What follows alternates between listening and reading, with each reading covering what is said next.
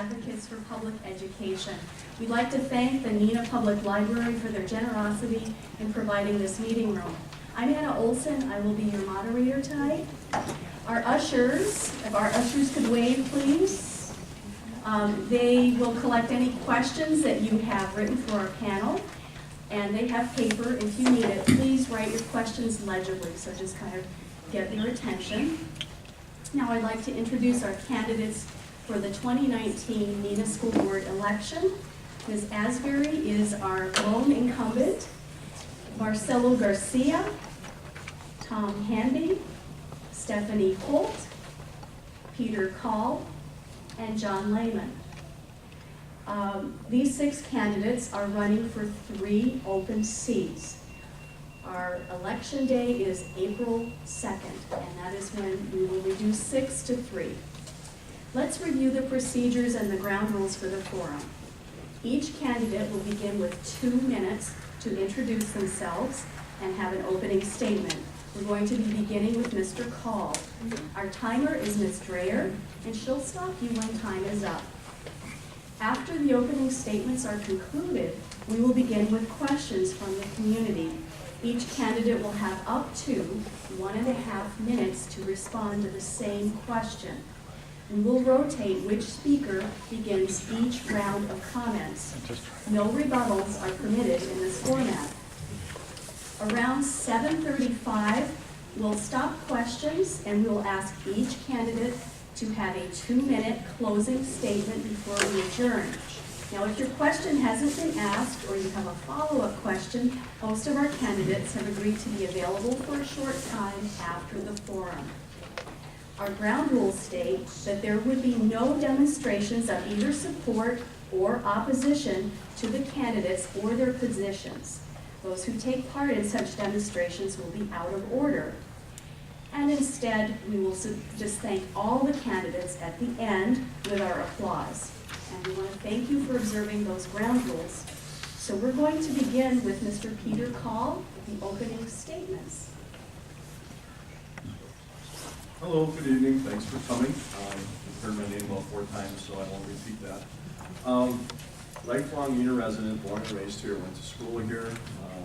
My wife did, kids did, future granddaughter probably will have things coming here. I work in the insurance industry as a claims adjuster, but the reason I'm running again, I've been on the board for 7 years before, is it's public service. To me, it's somewhat of a calling, and I find that the kids are something that I feel is worthy to do, that they are our future, and any little bit that I can help provide the best education possible. And to me, it's not always been about the top, the bottom, it's about all our kids. Neenah does very good with the top 10% of our students, and our special needs students get great attention. But I want to make sure that all of the kids are getting the attention and the education that they need and that they deserve. There's no reason with the resources that we have here in Neenah School District, a very giving and caring district regarding our students. I do want to advocate for all of our kids. It's public education. Every student deserves the best opportunity possible. So by providing them with the best teachers, the best classroom settings, and the best possible information for their future, I believe that's what our goal as a school board should be.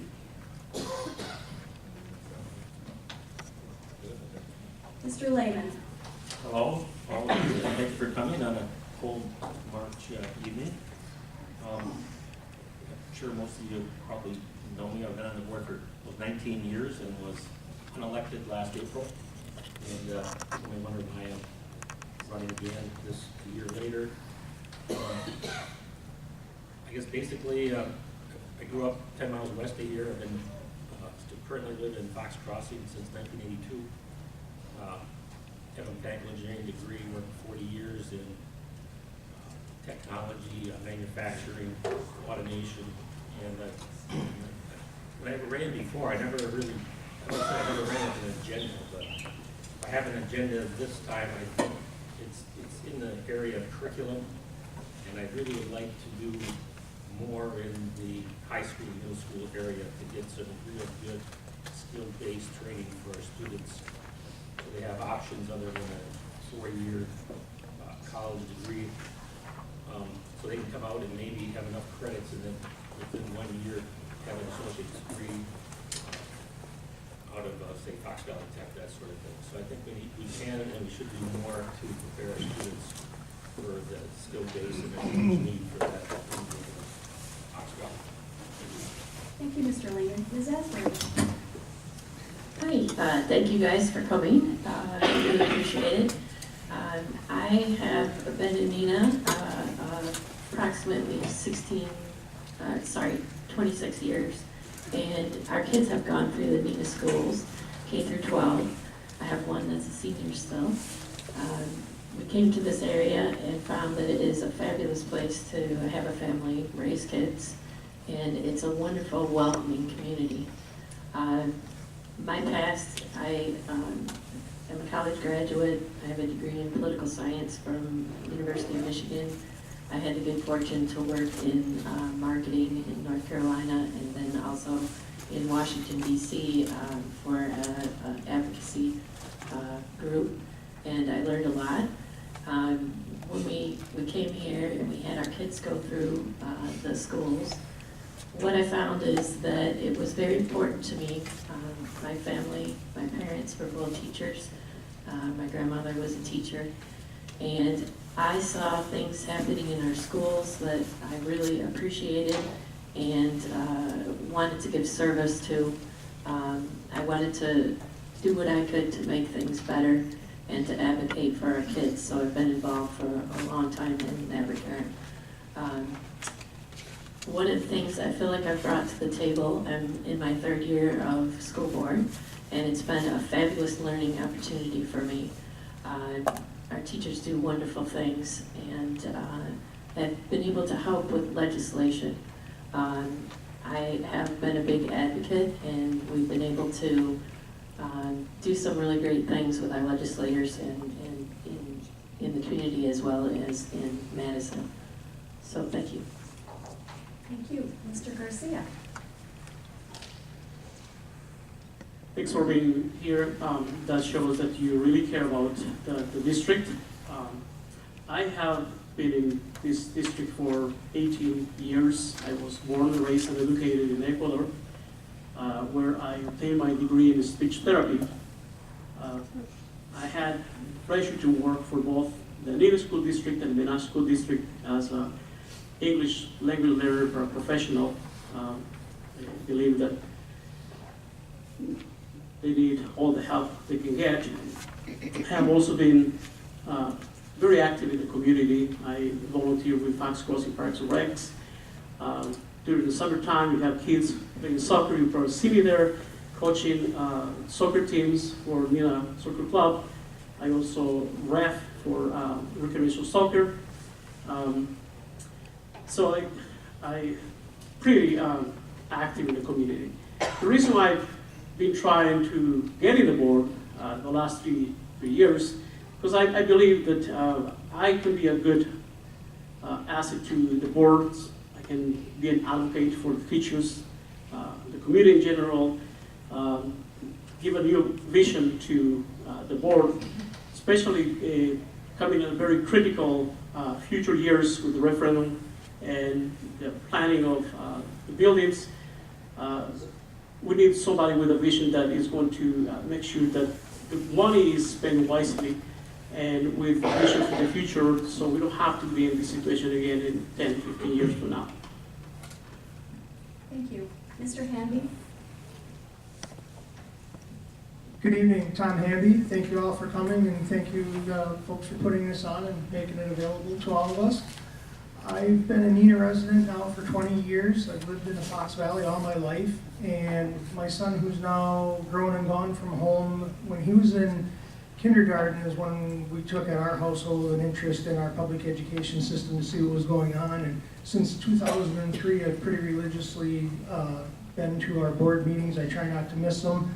I kind of consider myself a bit of a public advocate or a watchdog. The important thing is to see what's going on. It's not specific that I can do anything about it or change anything, but it's important to keep it transparent. I knew we'd be talking tonight, so I was searching my soul a little bit over the last few days and giving consideration, gee, what would folks want to know? Why do I do this? And, you know, after I thought about it for a long time, I really couldn't tell you. It's one of those things, it's such important work, it just gets down in your soul.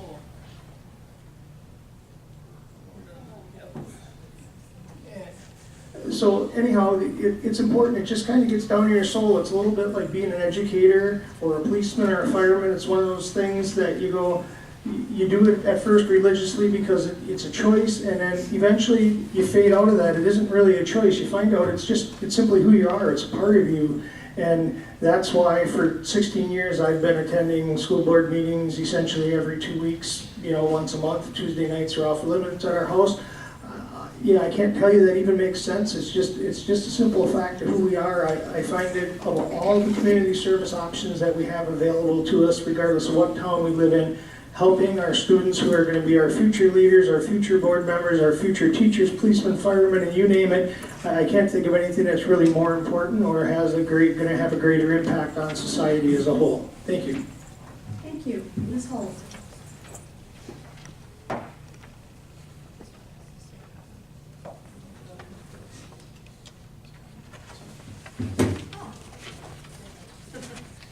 Hi, I'm Stephanie Bolt, and I'm the newest person here, as you can tell by my lack of ability to handle the mic. This is my first opportunity running for school board or running for anything, and I'm doing it now at the suggestion of a number of my friends, and I do bring a lot of experience from the business world to what I'm doing today with nonprofits and area businesses in strategy, annual planning, and consulting. And so I do believe I have the capacity to serve on the board, and I also believe that there are plenty of opportunities for me to add value to the community. And so I feel really strongly about a number of areas, including being efficient and effective with the spending and making sure that we don't get into some of the challenges that have been plaguing us probably for the last 20 or 25 years. With my strategic background, I think I can help guide the board to make sure that we're making better decisions going forward.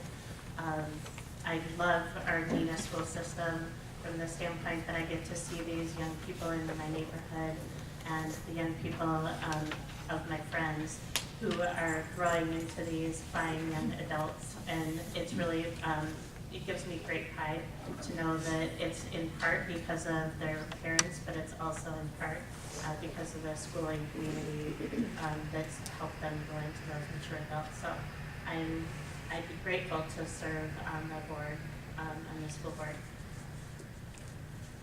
Thank you very much, Ms. Holt. We're going to start our first round of questions with Mr. Lehman. And Mr. Lehman, you mentioned it was a cold March evening. So that's a nice segue into our first question. What is your opinion of the digital learning days when there are snow days? What about students whose parents are not able to help because they have no Wi-Fi, etc.?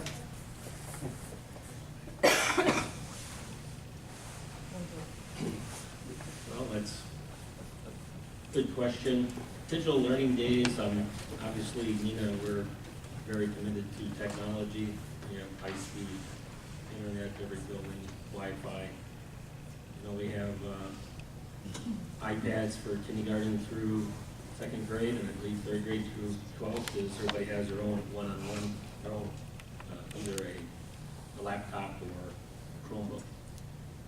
And I know we've been working on doing the flipped classrooms where kids would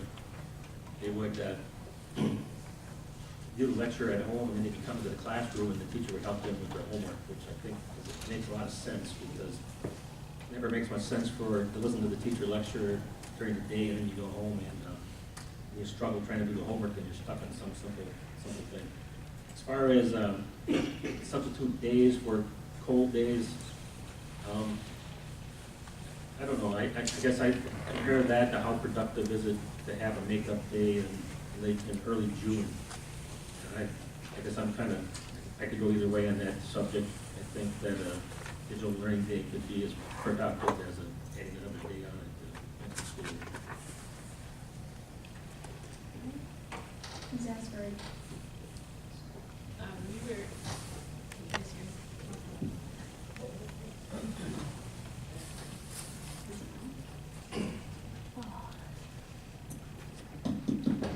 All right, thank you.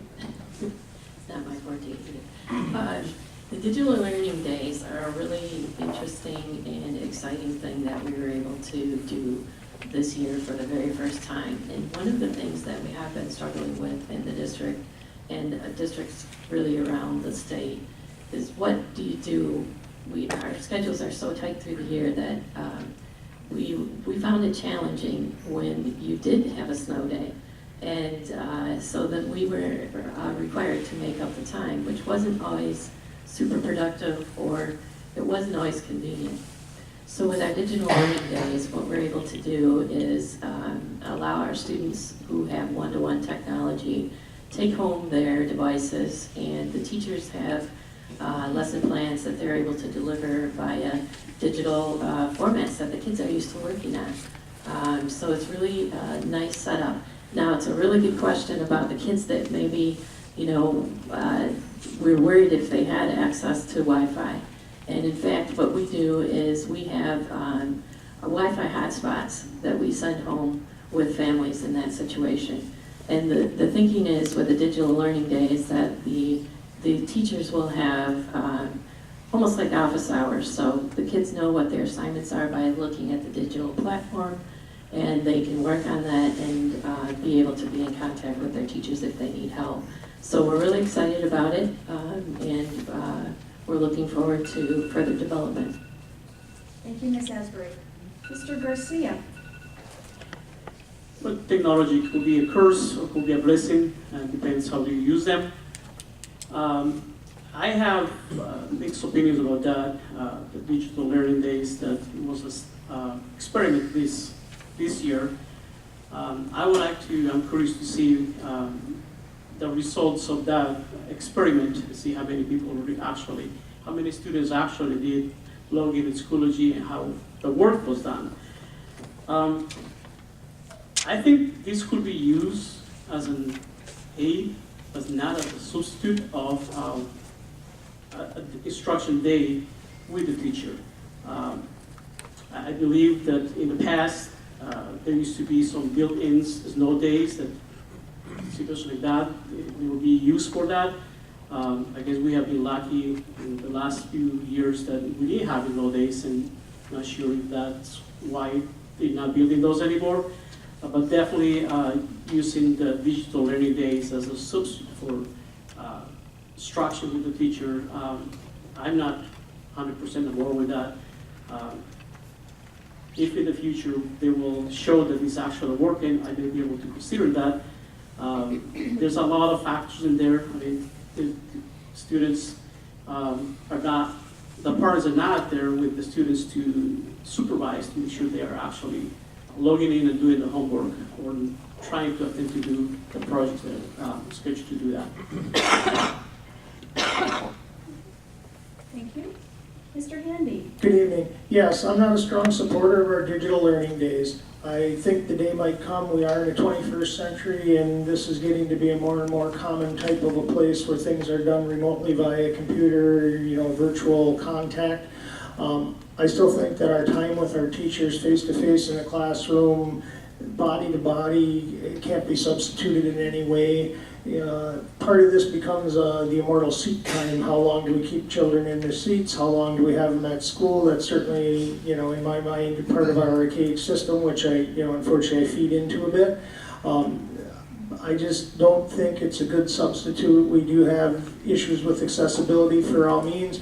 There's different arrangements for students who are going to be at home or at grandmother's or at daycare or where they're going to be. Anytime we have a snow day, our children are displaced from where their family plans for them to be. And I just question the quality of the learning environment that we have. If the work gets done and turned in, that's only one measure of what went on for the day. It's not the same for all students on every day, and in that regard, I don't support it. I think it's a great experiment to see who uses it, how they use it, figure our own way to track the importance of it, and I perhaps would have a different opinion going forward once we have some track record of it, but I see it a bit more as an experiment than a current culture change. Thank you. Ms. Holt, your thoughts? I do support it.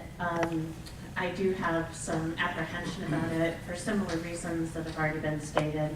I believe that the quality of the learning is going to vary depending on the environment where they're doing their digital learning. Not everybody is going to have access to a parent who's at home and able to influence how much they're learning in that day or how much they're able to focus even that day based on where they are and what's happening. I do believe that there are possibilities to control that environment a little more, office hours being one of those ways where they could have guided instruction from a teacher if they're struggling or if they don't have access to somebody at home. I think it's all doable. I understand the premise behind it. I think it's important for kids to be able to learn and stay in that cycle during the week while they're in the thick of their learning. I know we had a number of snow days or ice days or super cold days this year that were right in a row, and I'm sure that was a disruption to families. And to be able to keep that continuity of learning is really important, I think.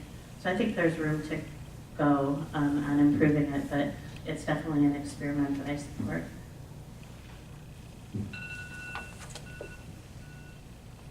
For the older kids, it probably would work.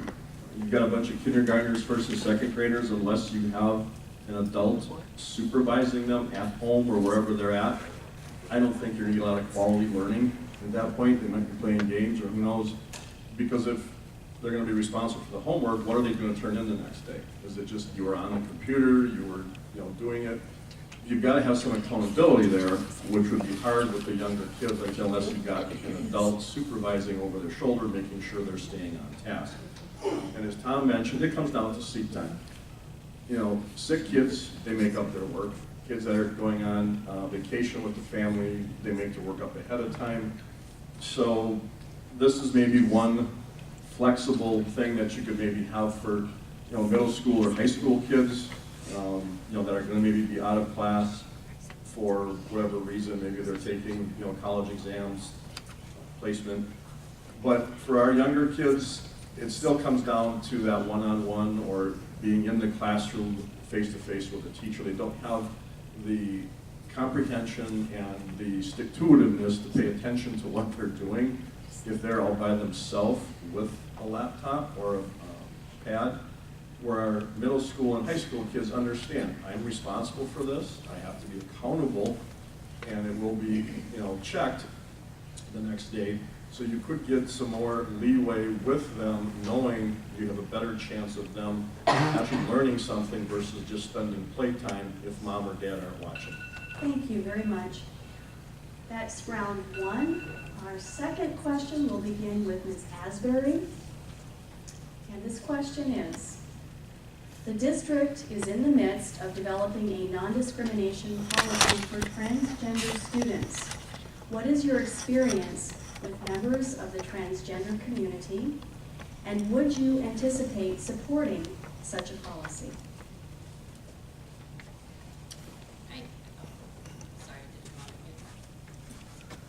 All right, thank you, sorry.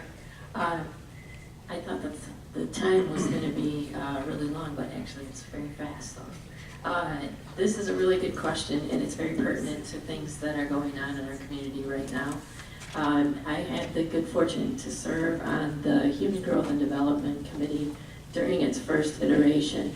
And during that process, we really drilled down on a lot of great information about kids and how everyone needs to be welcome.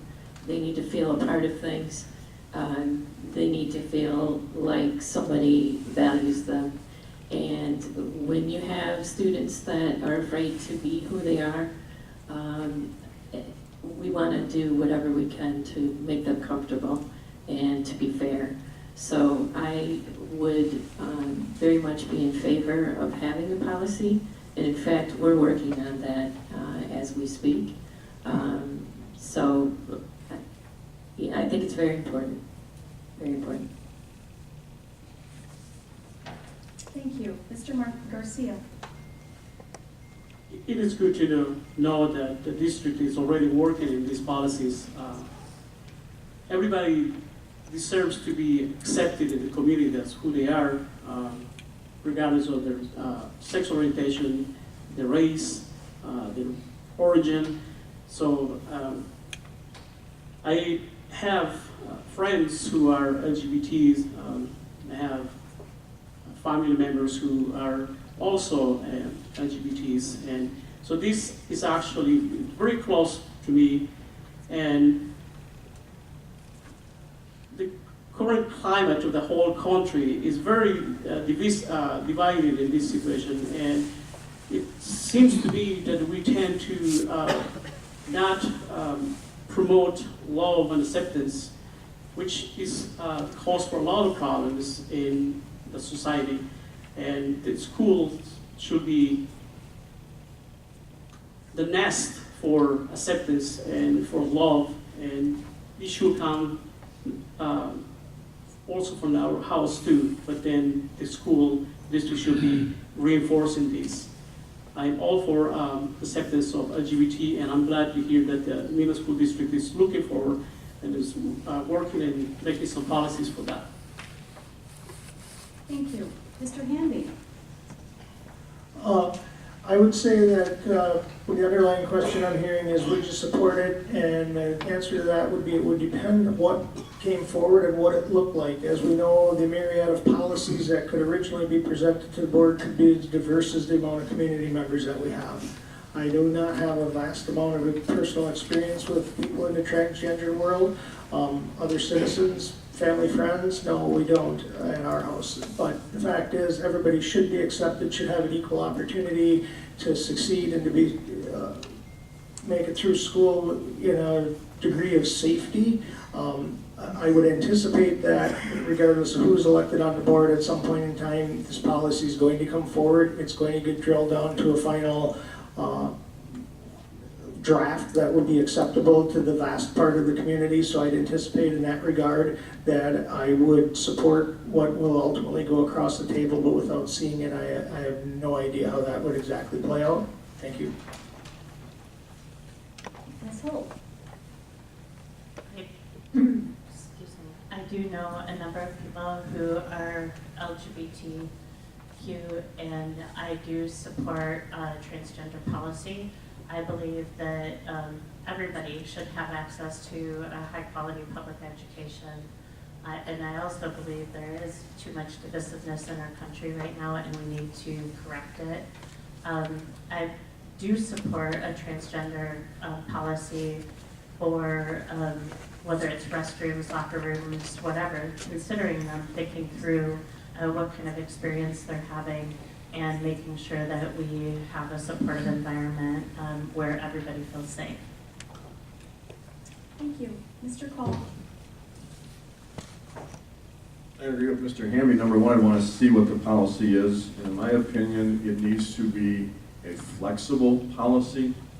You can't come up with a policy for a situation like this where one size fits all. You have to allow room for the administrators, teachers, principals to use common sense in the classrooms, in the restrooms, in the locker rooms, however it's going to be done. It needs to be flexible enough to fit an individual basis. Every individual is not the same. They're not going to be in the same situation. They're not going to be in the same point in their life, maybe of just figuring it out. or are they going through transition? You want to be able to have enough flexibility to meet the student at where they're at. If you just throw out a policy that says, here's what we're going to do for every situation, it's not going to work for that individual child or student. If you make it individualized, and I prefer to treat people as individuals, not as a group, you will get a much better policy and every kid will be treated more fairly. Thank you. Mr. Lehman? Okay, we're not gonna talk about the whole human growth and development curriculum, just the transgender issue. Relative to my exposure as a farm boy growing up in Wisconsin, my first exposure would have been in 1975 when I spent 2 months flying out of Utapao, Thailand, and found it interesting and intriguing why there was always about 100 transgender people that would be standing outside the base gate. And that was my first exposure, and I just thought it was something that was never occurred to me before, and it's way more of a, I guess, more common, I guess, in other countries. It's just now starting to be talked about in the U.S., I think, more so than in the past. As far as transgender policy, about my first exposure in the Neenah schools was on the board about a year or 2 years ago. Had a parent call me, and they were pretty upset with their son there was a transgender person that was changing in the boys' locker room during Phi Ed. They wondered what their policy was and why that was allowed. And I was surprised to find out that we didn't have a policy, and we weren't really handling it, I don't think, well. And the only person that basically knew from a staff standpoint was the teacher that that person was doing that. So I do believe there is a need for a transgender policy. It needs to be reasonable and sensitive to the needs of all students, transgender and non-transgender. Thank you very much for your thoughts. That concludes the second round of questions. We're going to begin with Mr. Garcia. All set, Debbie? Okay. So, Mr. Garcia, this question reads, Neenah schools are not compliant with federal requirements for English language learners, which places more than 30 students at risk academically. These are some of our most vulnerable students from non-English speaking homes and are often undocumented immigrants. If a student cannot speak, read, or write English, how will they learn? And what do you propose to do about it?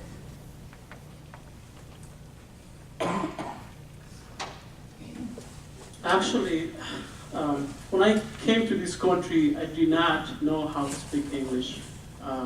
Going through school, English was taught, but it was hard to learn because English is a very, very difficult language, and I'm still learning the language.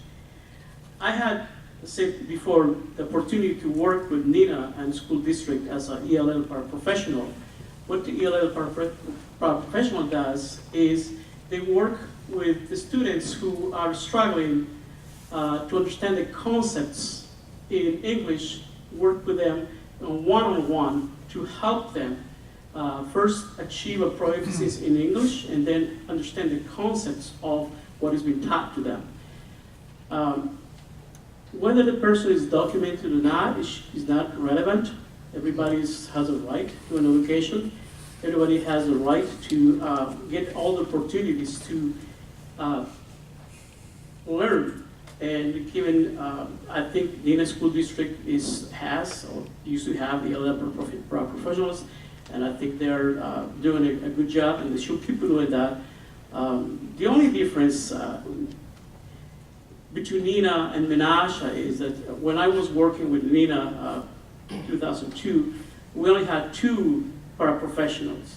Menasha had 3 paraprofessionals only in the middle school. So I believe that more paraprofessionals need to be hired to help these students in order for them to have a better opportunity at learning. Thank you. Mr. Handy. Yes, I was unaware that we weren't compliant in the amount of English language learner support that we provide. If that's the case, I would say we need to be investigated and moved forward. I would have to agree. I can't imagine how anyone is going to be successful in our school or our society as it's now laid out if they can't speak at least reasonably fluently, specifically read and understand what's going on. It kind of makes the whole balance of our curriculum fall apart. It's a little difficult if we're not committed to teaching the entire curriculum in multiple languages. I would think that'd be vastly important that we would bring those students up to speed. And when you look at it from a sheer numbers standpoint, it's going to be far more economic to teach the children to be able to be proficient, or at least proficient in English, versus the amount of extra support it's going to take in every single subject to keep them on track or up to speed. It's going to be, the put your dollars first is going to serve more use to not only the student, but the entire community as a whole.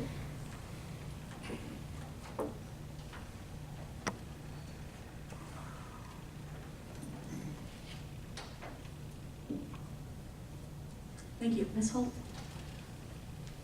I think that Mr. Garcia is very correct in that English is the hardest language, or one of the hardest languages with a lot of unique rules to learn.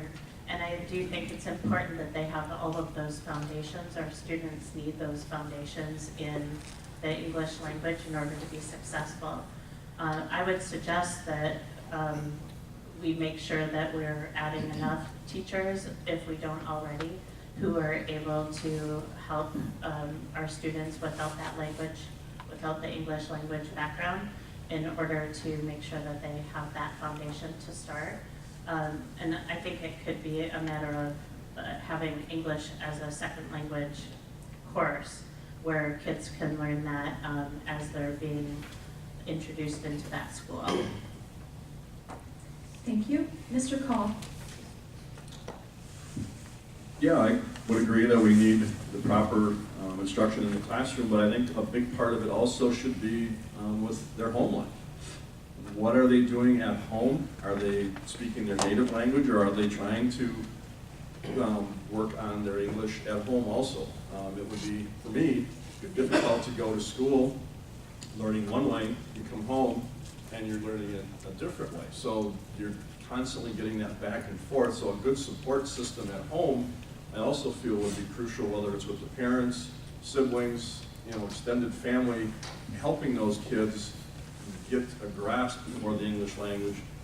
Because if they're going to, be required to learn it during the day, I think extra practice, like any other class, homework at night, would be there to their benefit also. So if you get everybody on board, from the district, the students, the parents, you're going to have an easier time, hopefully, pulling everybody in the same direction to help those students learn English better and faster to their benefit. Thank you. Mr. Lehman? English, my favorite language. It's always difficult for me to learn the written English. That's why I went to school for engineering, because I was told I wouldn't need to take any more English courses. So, yeah, I feel, 19 years on the board, I read a lot of articles and such about ESL and teaching kids how to read, write, and learn a foreign language. I know it's difficult. But I also read an article where was it LA, where the Hispanic parents did not want their kids to go to an ESL pull-up course where they're separated from other students. So what I think that you need is support with kids, that they should be immersed in a regular classroom, and they need to get the support they need to learn the written form, that sort of thing. And I wasn't aware that we were non-compliant. I guess I'm not exactly sure in what area, but again, we need to have the support staff there to help these kids, because I can understand the parents at home if they don't speak English themselves.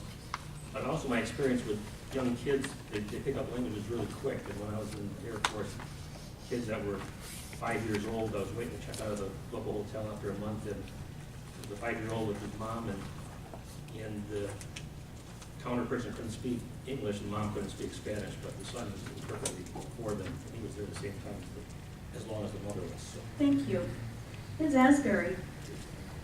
I just would start out by also saying I wasn't aware, the board is not aware if we are not compliant, and I would encourage whoever wrote the question to please contact us immediately and let us know more about that, because I get in trouble quite often for being the type of board person that digs deep into these issues, so I would very much like to know where that's coming from and correct it if that is the case.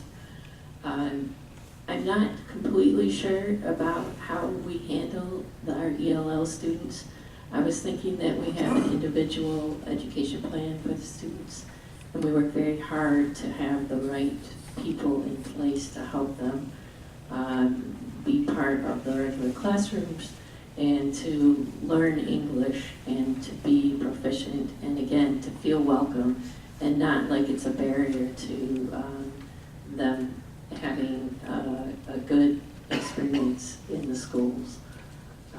So I think it's very important that we have the right people in place and the right staff. So thank you. Thank you. Our fourth question will begin with Mr. Hanby.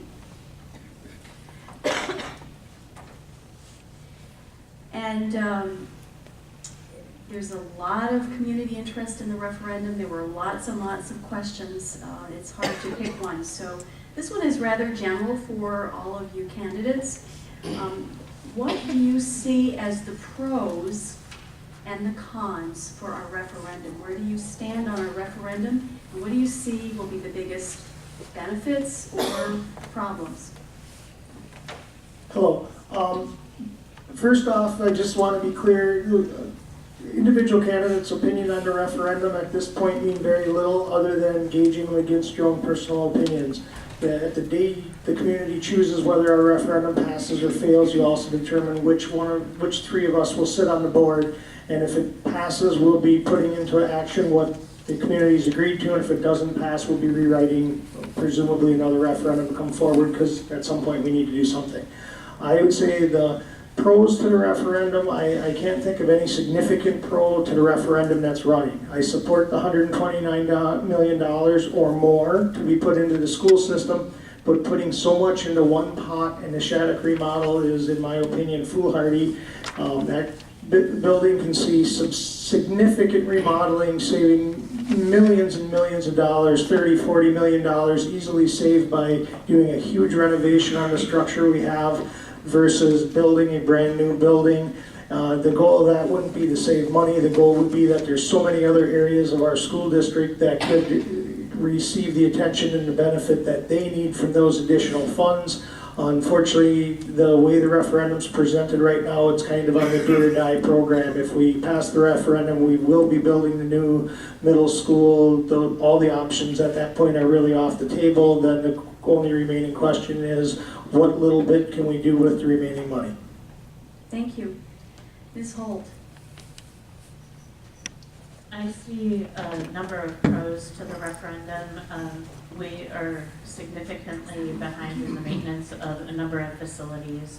And I went to an information session last night that I thought was really helpful in understanding some of the tax implications to it. So to me, the pros are making sure that we are maintaining our buildings in good order and condition, upgrading heating and air conditioning systems, for example, and the electrical systems. I think that those are really important issues. As far as the Shattuck School goes, it is in need of significant renovation. It could be a renovation, or it could be an all-out raise that building and put up a new building. I think the community has proposed building new, and I'm supportive of it. I don't live in that neighborhood, and so I won't necessarily be impacted by all of the construction, but there would be construction regardless. I think the cons are that there will be a disruption to that neighborhood, a pretty significant disruption to the neighborhood. I think I've heard already as we've been walking our beat, I'll call it, I've heard a lot of people with concerns over the tax implication and the taxes will take a hit while the referendum is being spent. The referendum money is being spent. Thank you. Mr. Call? On the pro side, I guess I would say the new middle school, from the numbers that I heard at the meetings, that the complete remodel will only save 19 million. And the other big issue with that, if you're gonna remodel it, where you're gonna house those kids while you are remodeling the school? We don't have a big empty space to put these kids to continue teaching them while you're remodeling their school. So just out of that side of it, the teaching education part makes more sense. It was working. No, it's not.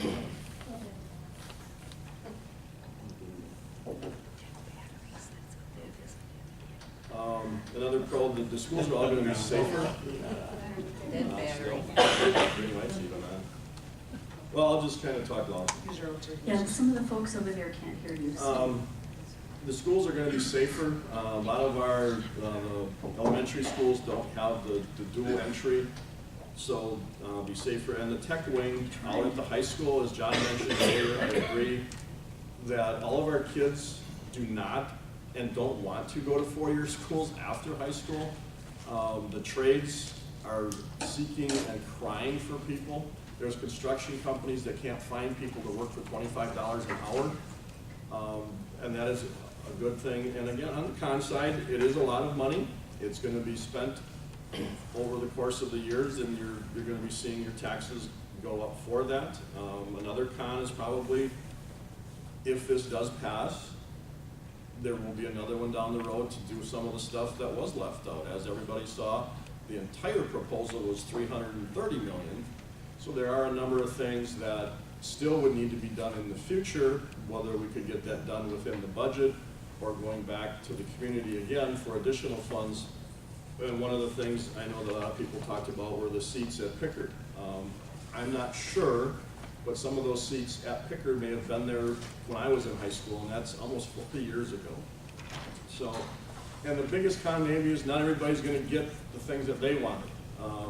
The survey went out, this is what came back, is the priorities. So pro, con, voting for or against, try to look at it, I guess I would say, as a whole. Is it gonna be the best thing for the students, or is it not? That's what it comes down to for me. Thank you. Mr. Lehman, do we have a microphone that's working down there? This will not go all the way down. It was already stretched out when it gets to Mr. Lehman. I'll try to speak loud. Relative to the referendum, I was on the board last year at the start of the discussions. There, that worked. The light's on. So at the start of the discussion, so I'm aware of what was first all considered. We were looking at 330 million at one time. Got narrowed down to 130 million after a survey from the community. I think the pros would be in the safety area of the schools. I mean, we've been doing safety upgrades in Neenah for quite a few years, but this would accelerate it and allow us to have additional funding for that. I also would support the tech facility upgrades, because I think that leads into more skill-based training. The cons of it is, to me, it's, you know, my kids went through Shattuck, and to be honest, it probably looks the same today as it did about 10, 15 years when they went through. But not once did it ever cross my mind that, oh my God, this school is terrible and my kids can't learn here. I was more concerned about the curriculum and the staff and the quality of the teachers.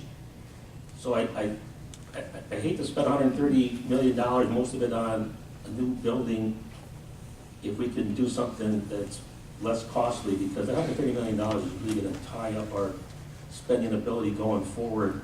I think we need to do something more to elementary school and free up some space there. So I think that would be an additional need going forward that would be quite costly.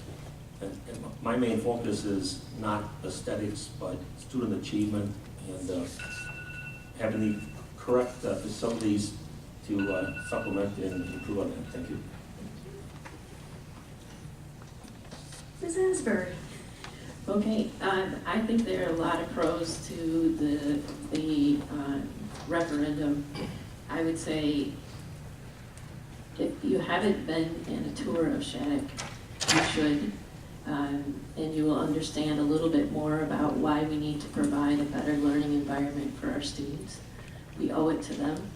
I think a pro is also that an investment in this community is only going to benefit all of us, and the time is right for that. I think we need to come together and put aside, someone mentioned it down there, not everyone will get what they want this first go-round, but we will be very careful and diligent with the money, and it could do wonderful things for our community. I think safety and security is paramount. It was one of our priorities. The community also agreed. The tech wing of the high school, I just went on a tour of the high school, and what they're proposing would be wonderful for our kids who want to go out and basically either enter the workforce directly or be very close to being able to do that. It would prepare our kids to be better problem solvers and to experience what it is really like to be out in real world situations. Also, ADA compliance is something that's extremely important, and we're going to be working on that on all of our buildings. But in the end, this is an investment that if we don't make it now, our property values will decrease and we won't be able to draw people to Neenah. Thank you. Mr. Garcia. I'm going to start with the con. I think the biggest con with the referendum would be if we don't pass this, it's going to be more expensive in the future. This is not a want, I believe it's a need. And the only thing I do hope that the Neenah School District will be more open to other suggestions, other solutions once the referendum pass, and not be saying, okay, we passed this and we're going to rebuild Shattuck, what it is, and for 6th and 7th grade. I think this is a great opportunity to plan for the future. It's a great opportunity to think about relocating the middle school to other parts of the district. There's growth, the city is growing, and the Fox Crossing is growing. The south side is growing. This opportunity to build that middle school that is going to have future capacity for future growth, and 6th, 7th, 8th grade, that's the time to do that. By doing 6th, 7th, 8th grade, then we're having a building there being vacated that could be used to accommodate the overcrowding of the K to 5th schools in there. So I do hope that the board and the district is open to other solutions once the referendum is passed, because there are many other solutions, many other possibilities, and not just what is being proposed right now. Thank you. How far will this stretch?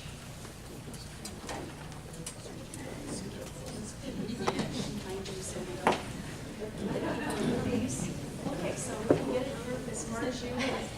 I'll just have to come and snuggle between you two. Okay, we're really getting to know our candidates very well this evening.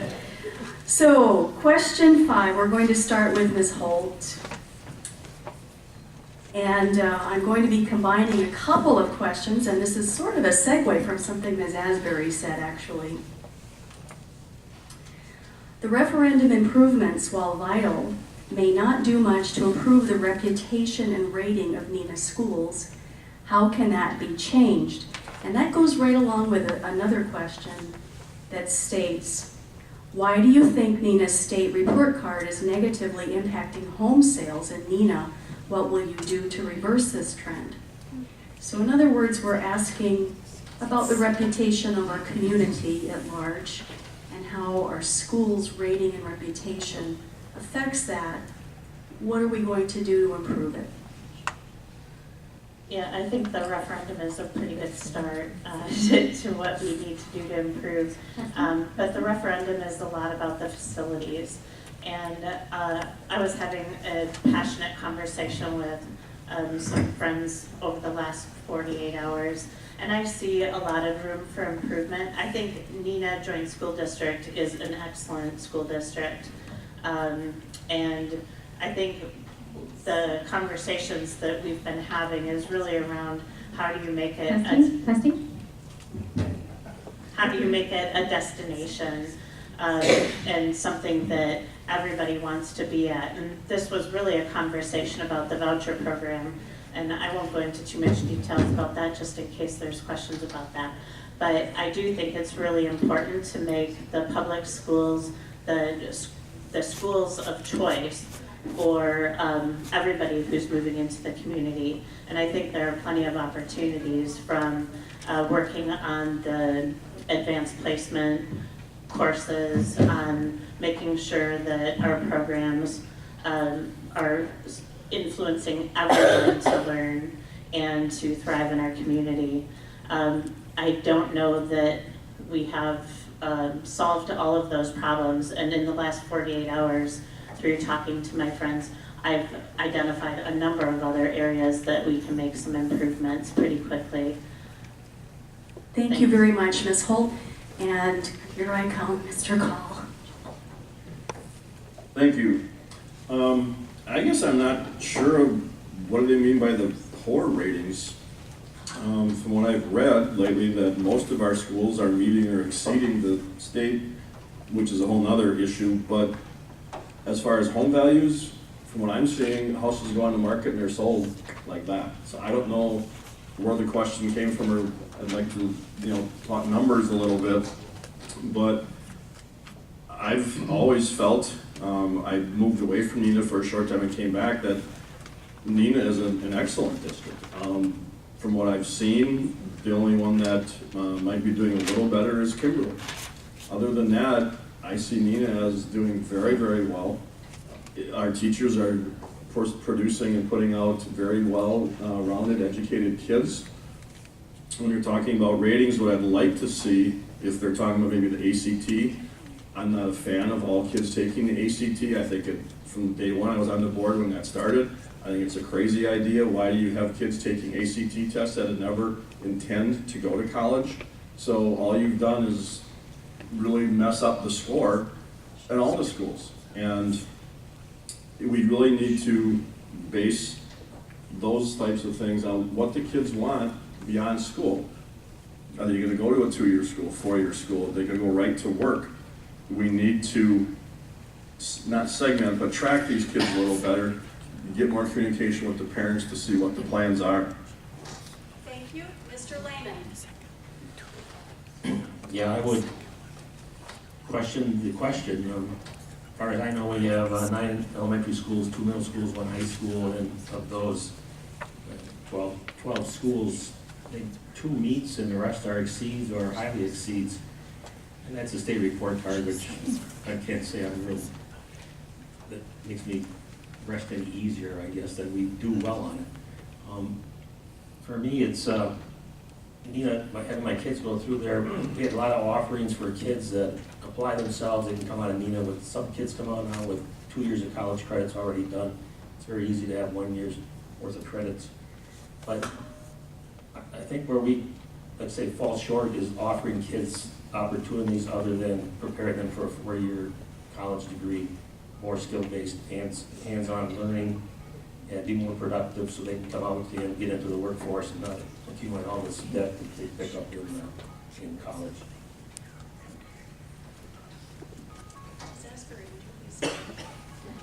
Yes, I think it's a really good question and one that we do need to address.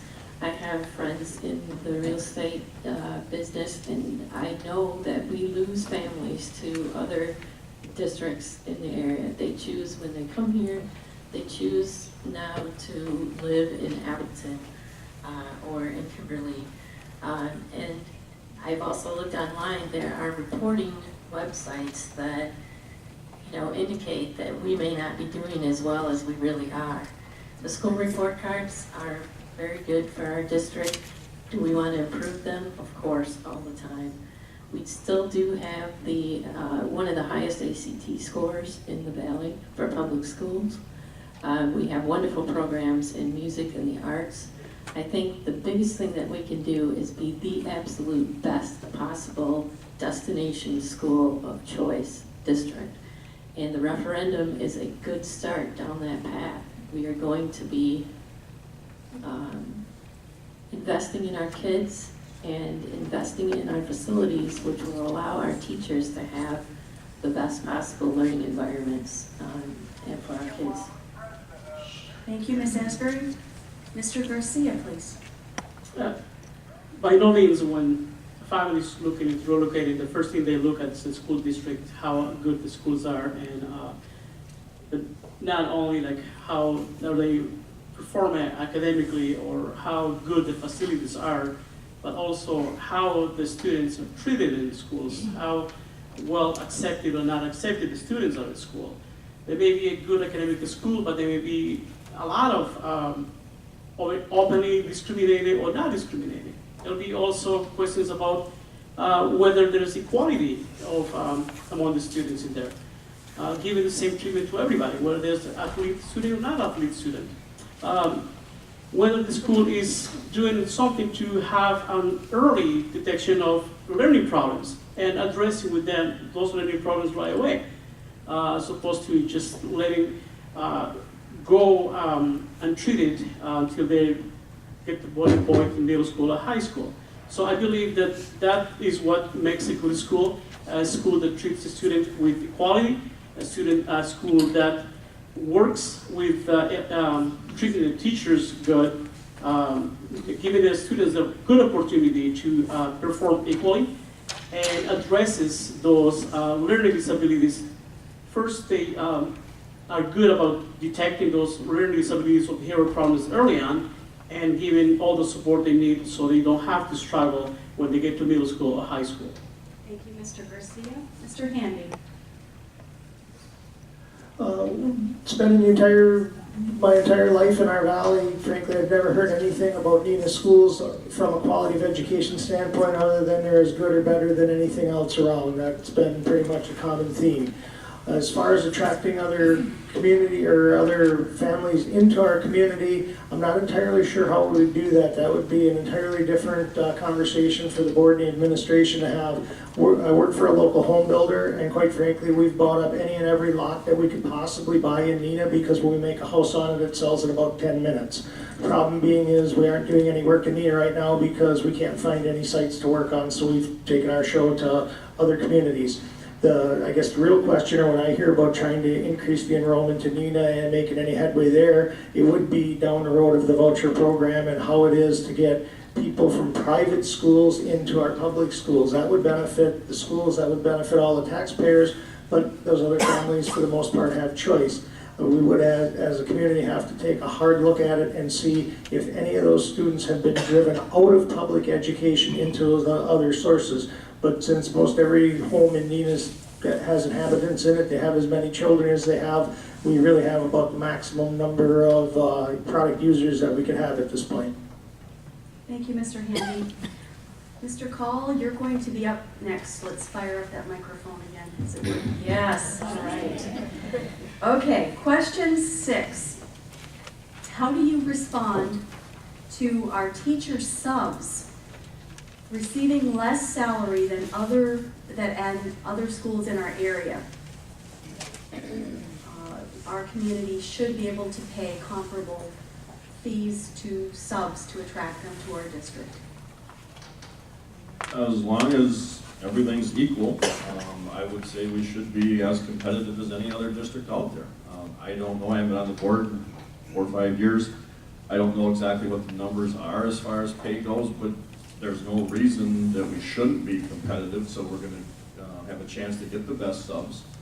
But again, I would want to see the districts, who's being paid what, so we have a level playing field to compare who's being paid how much, without knowing which districts are paying the most or the least, other different responsibilities. But I would agree that if we are actually paying less, that we should be competitive throughout the Fox Valley. So like I said, when we do have a chance or a need to get subs, that we are getting the best subs. You don't want somebody that's just doing it to show up. If you're going to pay a little better, typically you do get better employees. That's just the way it goes. Thank you. Mr. Lehman. I remember years ago, sub pay was around $100 a day, and we would probably increase it $1 per day, per year. So I don't know where it's at right now, maybe it's 105, 106. And other districts could be at $120, $25 per day, I'm not sure of those numbers, but I do believe if we're low, we ought to be competitive, and we ought to increase the pay. I know there's teachers that are in the sub pool, and they'll wait, if they know they're gonna get called back that day for Kimberly or another school that's paying more, they're gonna turn down the opportunity at Neenah. So I do believe we need to be competitive in a competitive world. Thank you. Ms. Asbury? I also agree with John. We should be competitive. We should pay people a very good wage, and we should value them. And if that's not what's happening to us, I would definitely want to have a discussion about why we're low, and if also we're having trouble finding subs. That's my understanding more, is that there's a shortage, and we will need to do everything possible to be competitive and to make our substitutes feel valued. One of the things that we wanted to work on to address the shortage is right now retirees cannot be hired back as subs until well into after the school year starts.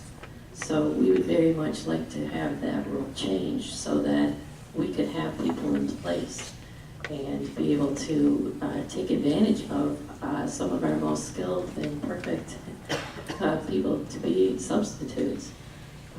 But we should definitely be competitive. Thank you. Mr. Garcia? When I worked for the district back in 2001, 2002, I actually left Neenah for Menashe because Menashe was paying me $2 extra per hour. And I didn't have to travel from the school to school like I did in Neenah. I just was housed in Maple Middle School. Definitely there is some difference between district and district, and why there's a difference, I don't know. It should be, an item needs to be talked about when we're making the budget. How much are we allocated for to the human element? I don't know how many administrators the district has. Maybe we're spending too much money in administrators. Maybe we have to cut it down in the assistant to the assistant and assistant and invest more in teachers and paraprofessionals. And that will give you wiggle room to pay more. I don't know exactly how many administrators there, but for me, I think it's quite excessive and duplicated functions in administration. Thank you. Mr. Handy? First off, I would like to say that all school districts kind of have a nucleus of substitutes who take most of their assignments in any given district, and Neenah's blessed to have some super good teachers in that group that we basically can count on all the time. We see them around the district on a regular basis, and they're contributing to us. And I think that speaks to the school climate. Really, the issue is, the bigger issue involved is that we have to make it the place that they want to spend their time. Albeit they agree, they certainly should be compensated as well for working in Neenah as they work in other areas. And I will say my recollection is sometime in the last handful of years, the administration brought forward and the board approved, it was either a freezing in the teacher's substitute pay or an actual reduction. I have to say I can't remember precisely, I believe it was a reduction, and it was strictly from budgetary concerns. So I think it's a great question from right now where we've achieved the progress we've made in having balanced budgets over the last several years, that it is one of those places that we should look at, because the idea would of course be to attract more excellent teachers from other districts to do so regularly in Neenah, and if $3 an hour contributes to that, then, you know, or $5 or whatever it is, again, not knowing what the playing field is right this minute, but we should certainly reevaluate it like we reevaluate all of our business practices. At the time, it was strictly budgetary, and it was a conscious decision.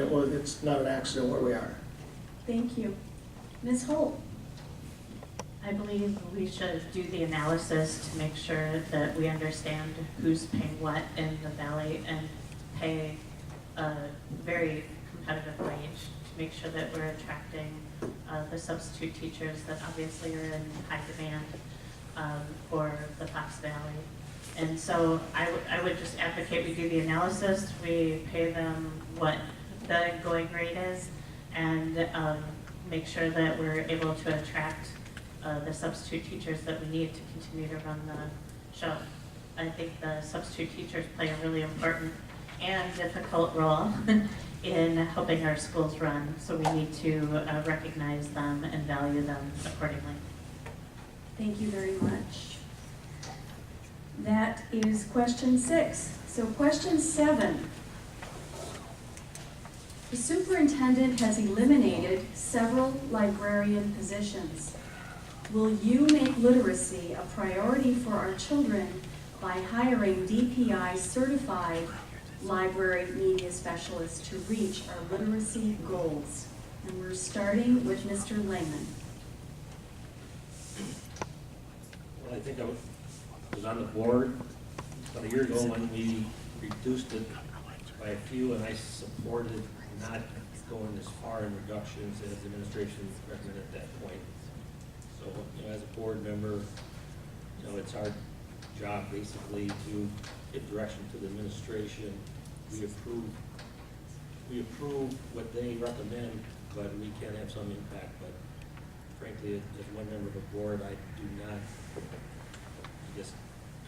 I'm one vote in 9, I was on the board, and we need to work together, and it's a complex issue, and I do believe at the time, Neenah still probably has the most librarians per student body, if you look at the student count, than other neighboring schools. So it's a matter of, how we share. It's a cost savings thing, and I do believe that it's not the area that we need to do further reductions in technology and library. The library media specialists do have a key role to play, especially in the elementary, all areas, elementary, high school, middle school. Thank you. Ms. Asbury.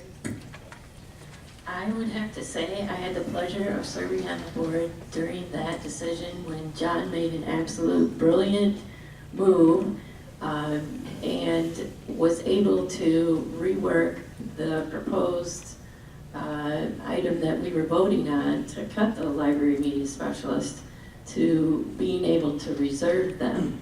And I voted along with John on that. I feel it's extremely important to have library media specialists in our schools. And I would definitely be on board with hiring them in the future. That being said, that position has continued to change, and it's one of our most important places with technology. It's a blend. There's all kinds of really cool things that happen in our libraries now that qualified media specialists can bring to the table. The other point I would make as to why I feel like that's an important position is our students are doing a lot of writing, even though it's on the computer, and there's all kinds of things that, spell check and all kinds of ways that, they don't have to really watch out for stuff. But our library media specialists can give guidance about how to write these things appropriately, how to do appropriate research, where to find the things, and then how to document it when you are doing these presentations. So I would very much be in favor of it. Thank you.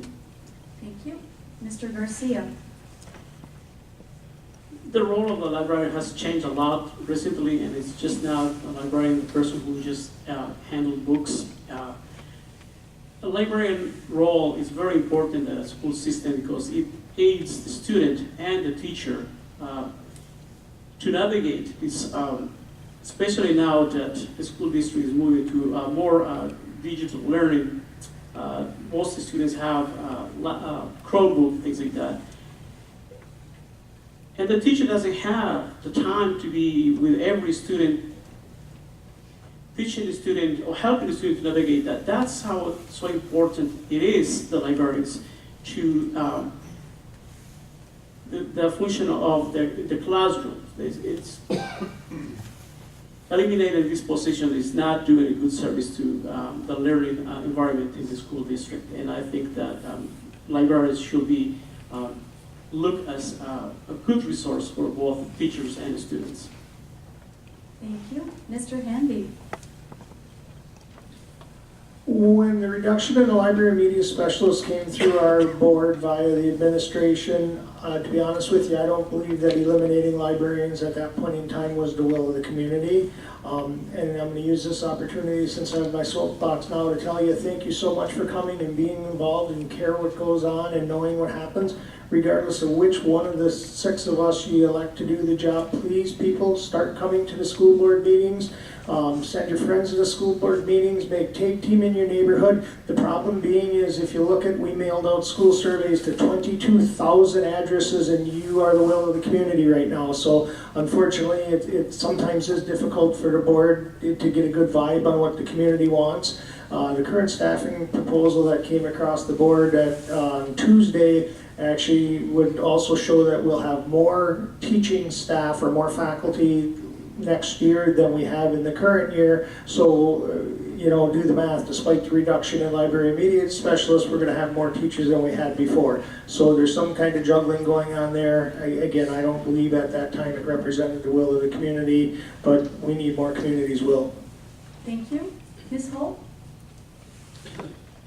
Yeah, I'm not super vocal typically at the school board meetings as an activist, community activist, but that was one of them that I was at the school board meeting and was vehemently opposed to eliminating library media specialist roles. I understand that they are the face of the library and literacy to our children and to the students, and I understand that the proposal was really to substitute them with lesser qualified people who are not responsible for educating our students. What I love about the library media specialist is it's a continuously evolving role and requires a lot of upskilling over the years. That's actually a really exciting thing to me, to have a role where you're constantly challenged to learn and grow as technology evolves.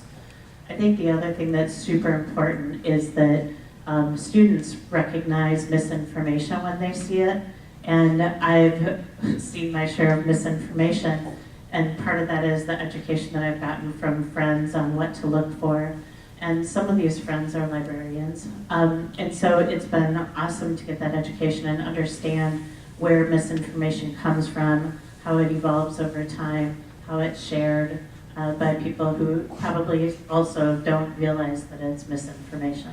Thank you, Ms. Holt. Mr. Paul?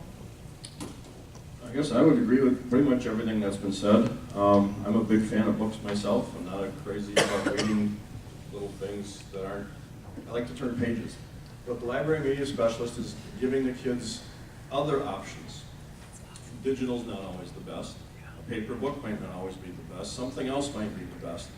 That library media specialist can show the kids where the best resource is for the information you're looking for. The other problem, as John mentioned, unless you get the board to agree, or 5, you have 1 vote out of the 9. You can do what 1 board member can do, but unless 5 of those 9 board members agree, you can't get anything done as far as adding staff, or because the proposal comes forward, you either vote yes or you vote no. So as 1 person, you can do what you can, but unless you have the majority of the board agreeing that we want to add more media specialists, library media specialists, you can't get it done. That is the good thing and the bad thing about a 9-member board. It takes 5 to agree to get something done, but it also takes 5 to not get something done. So you have to be together as a board, listening to the community, what the community wants for their kids, and hopefully the board then will agree and move forward with the community's decision that they've recommended. Thank you, Mr. Cole. So question 8, I'm going to try to combine 2 questions from the community, and it is a perennial concern. It has to do with teacher morale and the perception of low teacher morale in Neenah. So I'll read both of them and you can respond emphasizing whichever part you would like to. Teacher morale continues to be low in Neenah. Please share some of the things you would do to improve teacher morale. The other question, why do you think Teacher Effectiveness Project has disenfranchised both veteran teachers and new employees alike, resulting not only in low morale, but in excellent teachers leaving the district? So if you could address teacher morale and retaining excellent teachers, that would be great. Ms. Asbury, when you're ready. Make sure your memory isn't that good anymore, especially under these circumstances. Teacher morale is a very important thing. Our people are the most important thing that we have in our district, our teachers and our staff that contacts our kids, that is in contact with our kids every day. One of the things that I have advocated for quite a while, because I've been approached by people and then I try to track it down and find out what is really going on and what is the real story. And one of the things that I feel like we should do as a district, and I have been advocating for this, is to do an outside employee engagement survey, something that's not done by an internal group, and that we could use this survey to really drill down and find out about employee satisfaction, because we need to make sure that our good staff is happy and want to be there.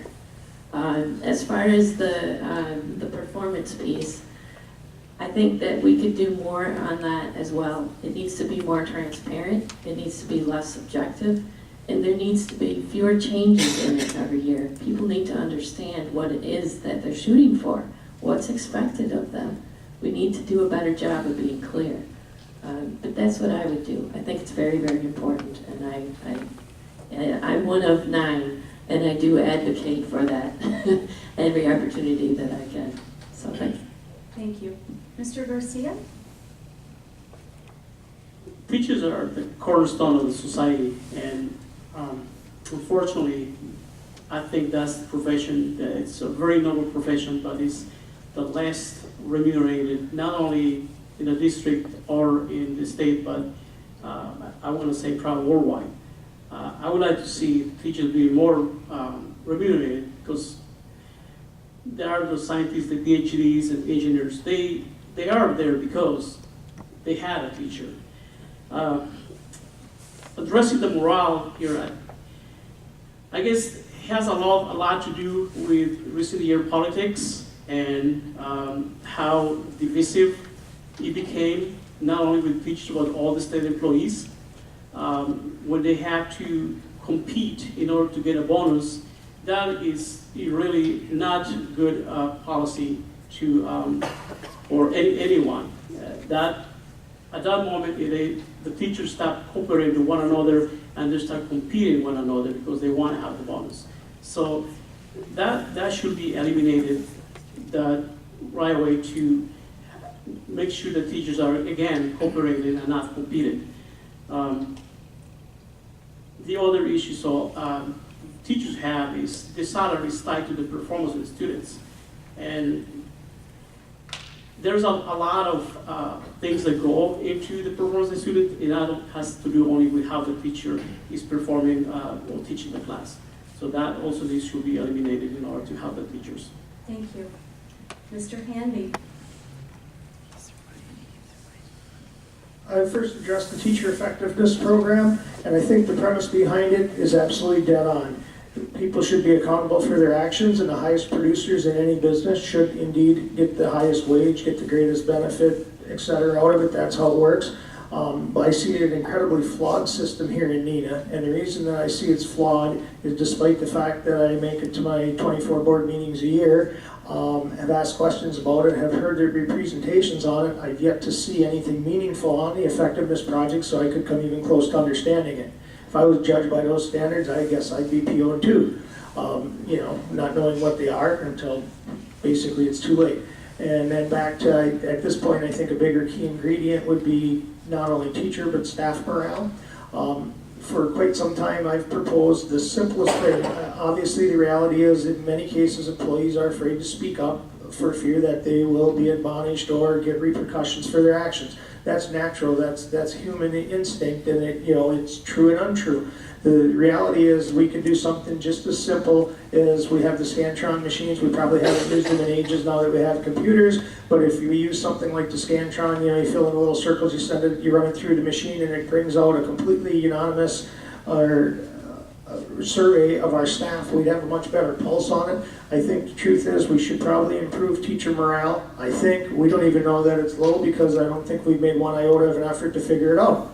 So there's simple things we could do to find out so we'd have a starting point to work from. Thank you. Ms. Holt. I believe we probably have a teacher morale problem, at least in part, because I keep hearing about it. So it must be in part true for some people. I do believe that the best way to get to the bottom of it is a way that I've seen done in the corporate world, which is to have a fully anonymous employee engagement survey run by a third-party company who is well-versed in doing those kind of surveys, and get the facts and get an understanding of where we need to improve and where we're doing well, and celebrate where we're doing well and make the improvements that are needed where we're not doing well. So I think that those are pretty critical.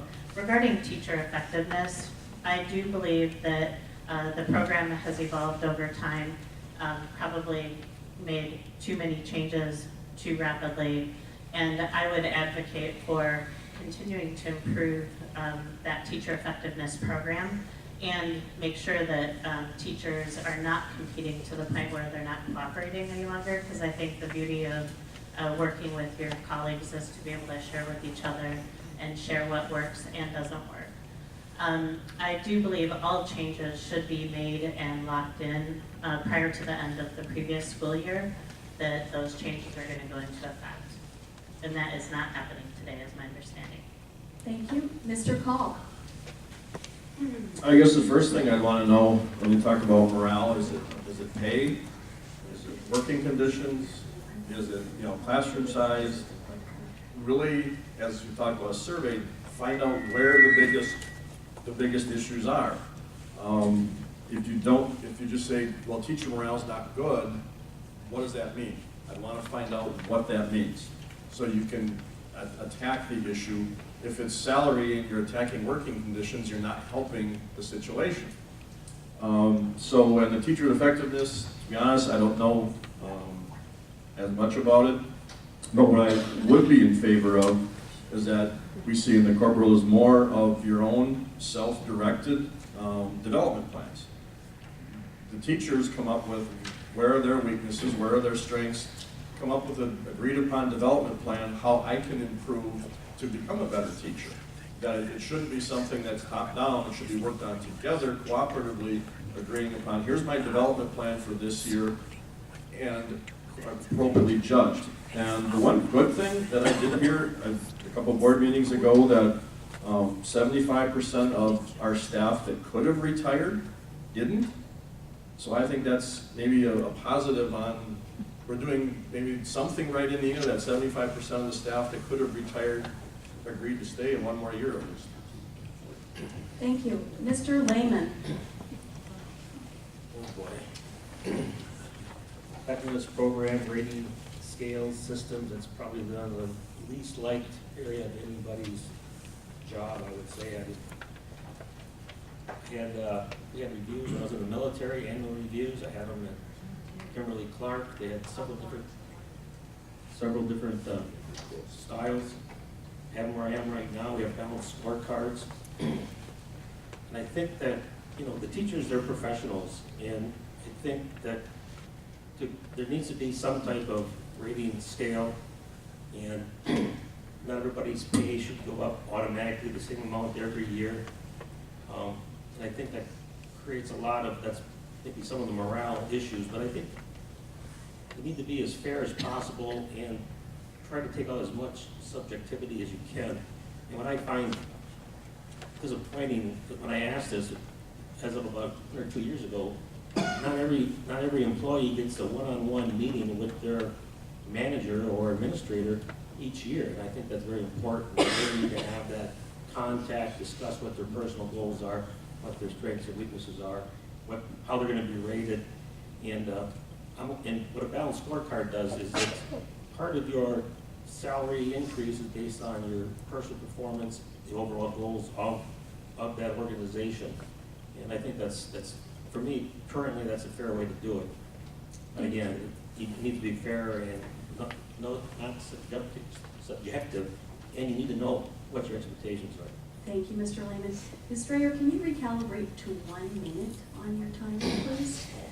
We are right up against the time when we need to start closing, but I've been given permission to have a bonus round, but you have up to 1 minute to respond. You're all to be commended for caring and being here and offering to sacrifice your Tuesday nights. So one of the community members would like to know, if you do not get elected to the school board, what will you do to continue to contribute to NJSD? And we're going to be starting with Mr. Garcia.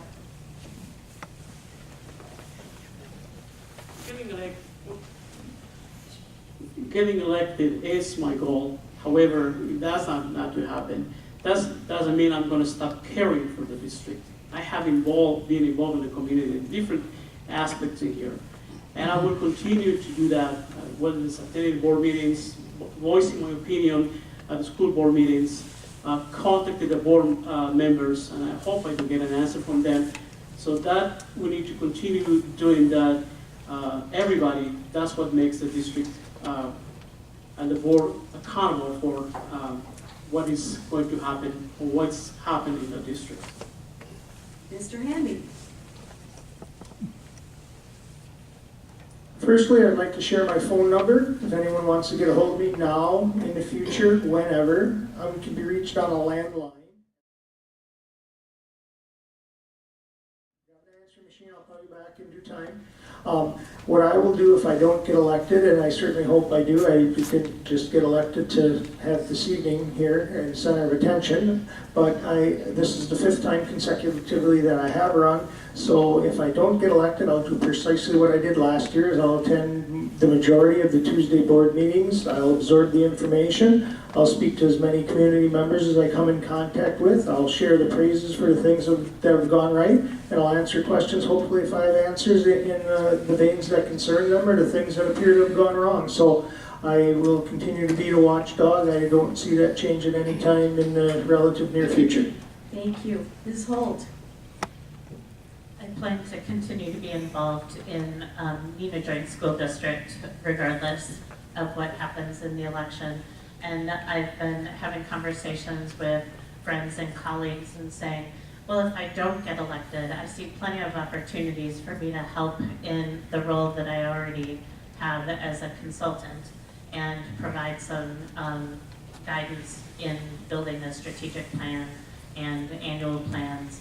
I think that's something that I can add a lot of value into the district regardless. And so I've already been thinking about that just in case. I do have an intention of reaching out and offering my support regardless of the outcome. Thank you. Mr. Call.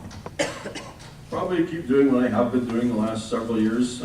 I attend the occasional board meeting when I see something important on the agenda.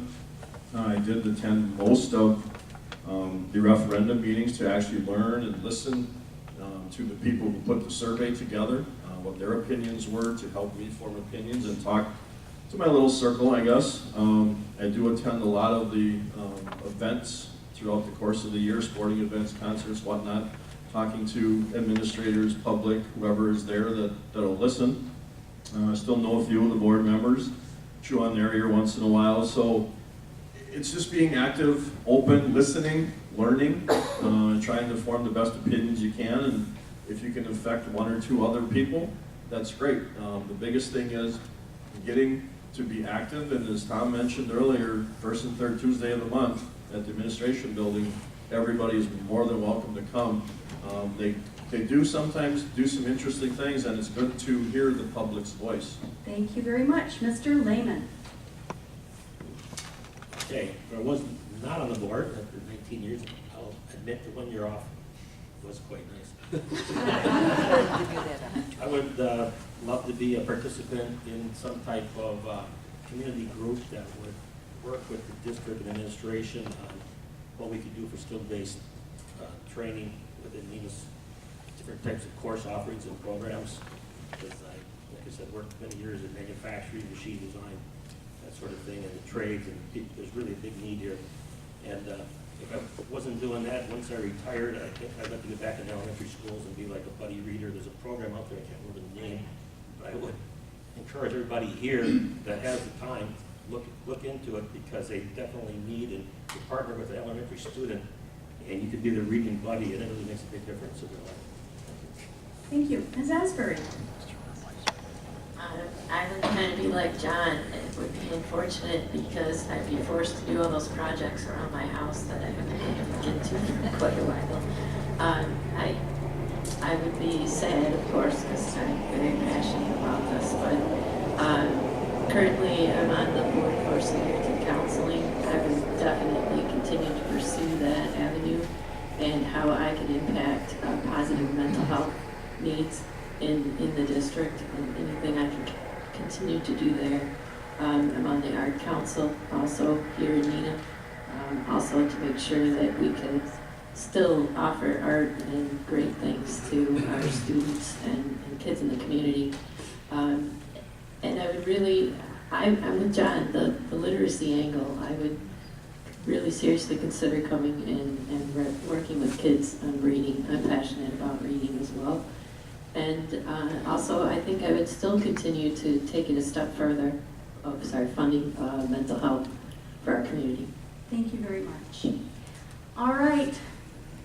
The time has come. No more questions from us.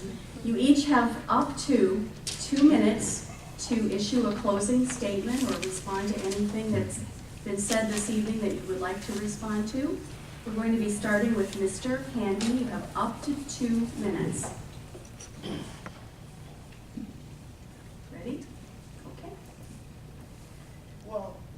Well, I'm thrilled that we got the bonus question. I heard 6th grade answers. That's awesome. The only thing I feel bad about, frankly, is we had 8 candidates and we eliminated 2 of them in the primary, because the fact that you have 8 people that have ideas and are willing to contribute to the community in the same way that our faculty and staff do and other people do, I think is absolutely just amazing.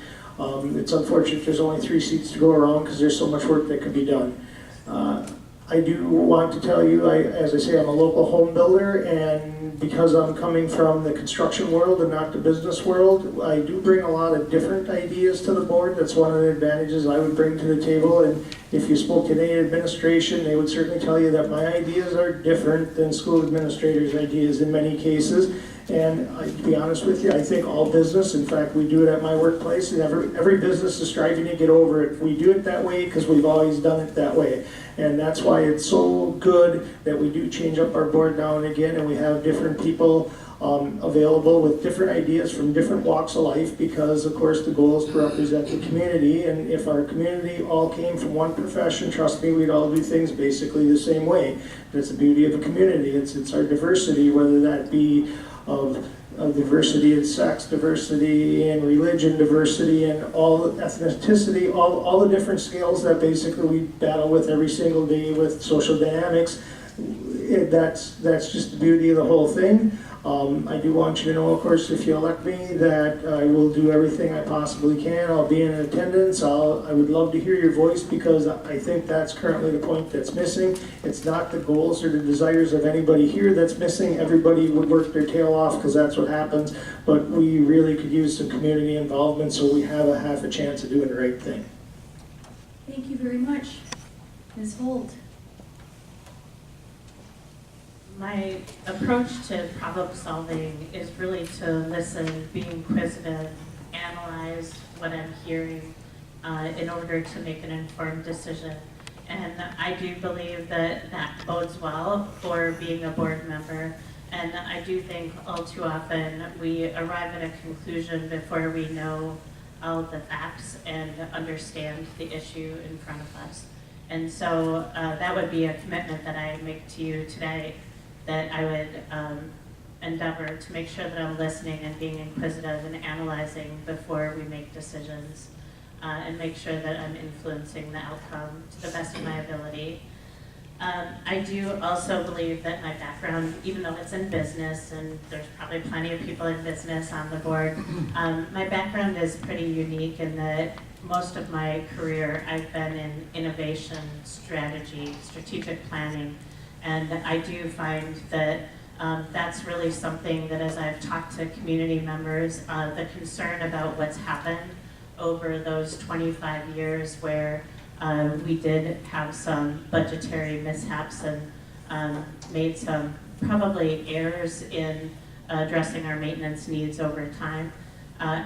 I think that the methods that I use in making sure that we're being thoughtful and bringing together a plan that's holistic would be helpful. Secondly, I'm super passionate about our Neenah schools, and I think that I've seen a lot of the kids in my neighborhood and in our community. I've seen them thrive, and that is a lot to do with the teachers that they have, as well as their family support and the community that surrounds them. And I think it's really critical that we build that destination school and make sure that people want to be at the Neenah Public Schools. Thank you. Thank you. Mr. Call. Thanks again for coming tonight. I know you probably could have made any other choices tonight, but I do appreciate the time you've taken to get involved, to listen, and make an informed decision. That's the best decision anybody can make. If you happen to vote for me, I hope to bring common sense to the board. Very simple guy, run on simple things. I find things I like, I tend to stick with them. My time on the board, I tried to operate the same way. Does this make sense that this will be the best thing for the education of our students? If it was, I was for it. If it wasn't, hey, let's come up with a better idea. And I didn't care where those ideas came from. It could be somebody I disagreed with, somebody I agreed with. It could have been a teacher, administrator, wherever those ideas come from that are the best thing for our kids, that's what we need to do. We don't need to be, well, it's their idea, I can't vote for it. That's not how it works. We're 9 people around there. We need to decide amongst ourselves, is this the best plan moving forward to provide our students the future of our community and beyond? Is this what's best for them? That's what it's about. I don't have an agenda other than that. I'm not on there for any other reason than that. So again, if you happen to vote for me, I'd be honored, I'd be grateful, I'd be humbled. As I said, I'm having a grandchild. Hopefully in 4 years, we'll be entering the district, and I want to make it the best district possible because the kids are our future, and all we can do is hope to leave it a little better than what we had. Thank you. Mr. Lehman. Well, I understand the commitment, and fortunately, my current job allows me the opportunity to have my nights free, and I don't do much traveling anymore, so I'm not gone. So as an engineer, I spent 40 years. It gets a little frustrating. I don't know why you do this, but you spend all your time solving other people's problems, it seems. That's what you do. You never just maintain the status quo. And I think to do that, it takes a lot of, you need to understand the facts, get the information, make the best decision you can. And I never look short term, and I don't look at it emotionally. A lot of decisions are made, people get emotional, especially in education when your child's involved. But you need to look down the road, what's the best long-term solution. And I think that I've done that for 19 years on the board, and I would continue to do that. And I've never been a rubber stamp for the administration, not since day one, and I'm sure I won't be going forward. So, again, but I do believe you need to work with administrators, and I've always, as an engineer, it's always about, it's not who has the most rank or who has the opinion. You need to be able to discuss the facts and have information and make the best decision and not do it for, I guess, reasons political reasons or other reasons, because people don't have the courage to stand up and say what they think. Thank you. Thank you. Ms. Asbury? I would be very honored to be able to continue to be on the board. I think I'm wired up to be someone who serves others. I was raised that way, and it's always been very important to me to do that. And I would be just thrilled to be able to continue to do that. Again, I said both of my parents were teachers. I come from a background that values education. The schools in Neenah have been very good to our family and to our community, and I want to do whatever I can to give back and to help make the schools the best that they can possibly be. I agree with John. It's sort of, you're wired up to be a problem solver and someone that helps others. I also think a lot about the kids who don't have advocates like my kids did, and I want to make sure that they, you know, get the best out of their education. It just would be a very great honor to be able to continue along in that road. I think I've always been someone who continuously learns, and this has been one of the greatest adventures. There's something new every day. I've learned something new, and I look for things to bring back, to be able to share with my colleagues. And even though we're one of 9, we work very hard to work together, and I feel like I'm good at that sort of thing. I don't do it for personal reasons. I don't do it for glory. I do it because it's important. So thank you for your support. Thank you. Mr. Garcia, you have the final word. Thank you. I feel honored to live in a district. This has been a great district. It has a lot of people who are engaged in and care about the district. That shows that people who are running, it's always, you know, a lot of people running, so you all have a lot of choices. As opposed to other districts, they can barely have enough people to run. I am very appreciative of the district. I remember when my kid started kindergarten, the bus dropped him off accidentally home instead of daycare. Our Prosek, who was the principal at Spring Road, he came, took my kid from my house, took to the daycare. That shows how this district cares about the kids.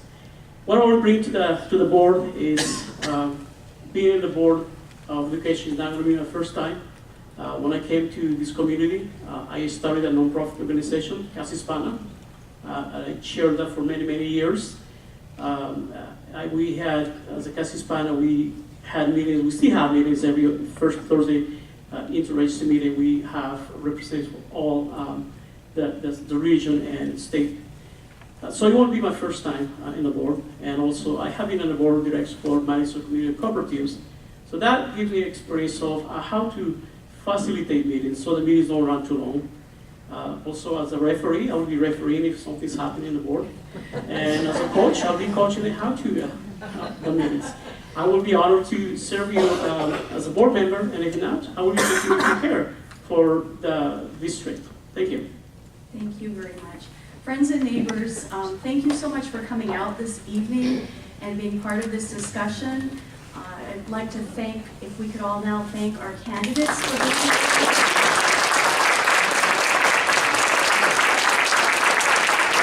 And I'd really like to thank Fox City's Advocates for Public Education and the Women's League voters. The League of Women's Voters, I knew I had it wrong. The League of Women's Voters and the Neenah Public Library. Our candidates have graciously agreed to stick around for a few minutes if you want to speak to them personally. Other than that, our meeting is concluded. Thank you.